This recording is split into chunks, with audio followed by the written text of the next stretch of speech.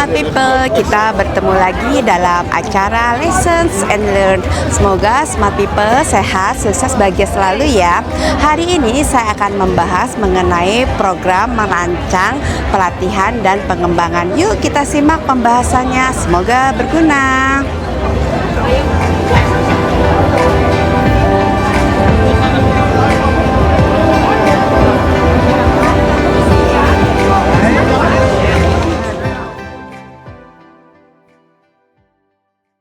Hola Smart People, kita berjumpa kembali dalam acara Lessons and Learn.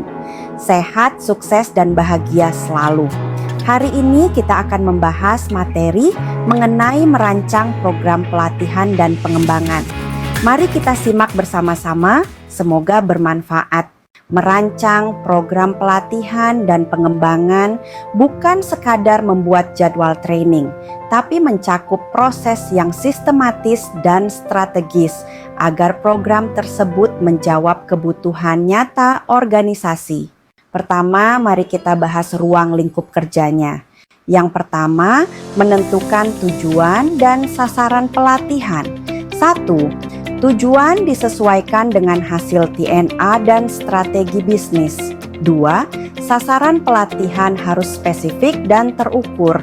Contoh, meningkatkan kemampuan negosiasi sales hingga 20% dalam 3 bulan. Yang kedua, menentukan materi pelatihan. 1. Materi disusun berdasarkan gap kompetensi dan tujuan pembelajaran. 2. Harus relevan dengan pekerjaan sehari-hari peserta. Yang ketiga, menentukan metode dan media pelatihan. 1. Contoh, pelatihan klasikal, workshop, e-learning, coaching, OJT atau on-the-job training, blended learning, dan lain-lain. 2. Disesuaikan dengan karakteristik peserta atau generasi, lokasi, jam kerja. Yang keempat, menentukan instruktur atau fasilitator. 1. Bisa internal atau trainer perusahaan, ataupun eksternal atau konsultan, pakar, akademisi. 2. Penting pastikan fasilitator menguasai materi dan metode pembelajaran orang dewasa. Yang kelima, menentukan durasi dan jadwal pelatihan. Harus realistis mempertimbangkan produktivitas tim dan waktu kerja. Yang keenam, menyusun rencana evaluasi pelatihan atau Kirkpatrick Model. 1. Level 1 reaksi atau kepuasan peserta. 2. Level 2 pembelajaran atau pengetahuan yang diperoleh. 3. Level 3 perilaku atau penerapan dalam pekerjaan. 4. Level 4 hasil atau dampak terhadap bisnis. Yang ketujuh, membuat anggaran dan proposal pelatihan. Rinci biaya instruktur, materi, tempat, transportasi, dan lainnya. Lalu kedua, kendala di lapangan. Kenyataannya, merancang program pelatihan punya beberapa tantangan seperti yang pertama, keterbatasan anggaran. Budget pelatihan sering dipotong atau tidak jadi prioritas, apalagi saat kondisi bisnis sulit. Yang kedua, minimnya keterlibatan stakeholder. Pelatihan sering hanya inisiatif HRD, padahal perlu masukan dari user atau manajer untuk hasil yang relevan. Yang ketiga, materi tidak sesuai kebutuhan real. Program yang terlalu umum dan tidak aplikatif sering dianggap membosankan atau buang waktu. Yang keempat, peserta tidak antusias karena metode tidak menarik atau tidak melihat manfaat langsung dari pelatihan.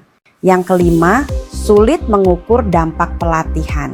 Banyak perusahaan hanya mengukur dari kepuasan peserta, padahal seharusnya mengukur perubahan perilaku atau kinerja. Dan selanjutnya ketiga, rekomendasi untuk HRD. Agar program pelatihan dan pengembangan berhasil, HRD dapat melakukan langkah-langkah berikut. Yang pertama, libatkan pihak terkait sejak awal. Buat diskusi bersama manajer dan karyawan sebelum menyusun program. Pastikan pelatihan menjawab kebutuhan spesifik di lapangan. Yang kedua, gunakan desain pembelajaran dewasa atau andragogi. Fokus pada studi kasus nyata, diskusi kelompok, dan latihan praktis dibanding teori panjang lebar. Yang ketiga, integrasikan teknologi pembelajaran, gunakan LMS atau Learning Management System, video pelatihan, dan e-learning untuk efisiensi waktu dan biaya. Yang keempat, sediakan rencana tindak lanjut atau post-training action plan. Setelah pelatihan, peserta didorong untuk menerapkan apa yang dipelajari ke pekerjaan nyata. Yang kelima, evaluasi pelatihan secara menyeluruh atau 4 level Kirkpatrick.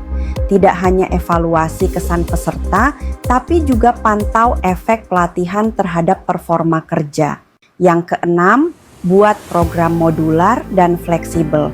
Gunakan konsep pelatihan berjenjang agar bisa disesuaikan dengan level peserta, baik itu basic, intermediate, maupun advance. Dan yang terakhir, yaitu kesimpulan. Merancang program pelatihan dan pengembangan yang efektif adalah investasi jangka panjang bagi perusahaan. Program yang tepat sasaran akan 1. Meningkatkan kompetensi dan produktivitas karyawan. 2. Meningkatkan kepuasan dan retensi tenaga kerja. 3. Mendukung pencapaian target bisnis dan inovasi. Namun, untuk sukses, HR harus memahami kebutuhan nyata di lapangan, merancang program secara strategis, dan melibatkan seluruh stakeholder sejak awal. Demikian materi pembahasan hari ini mengenai merancang program pelatihan dan pengembangan. Semoga bermanfaat, sehat, sukses, dan bahagia selalu.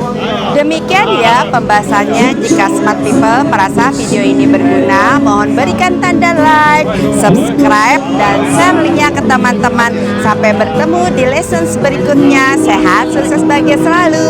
Bye-bye.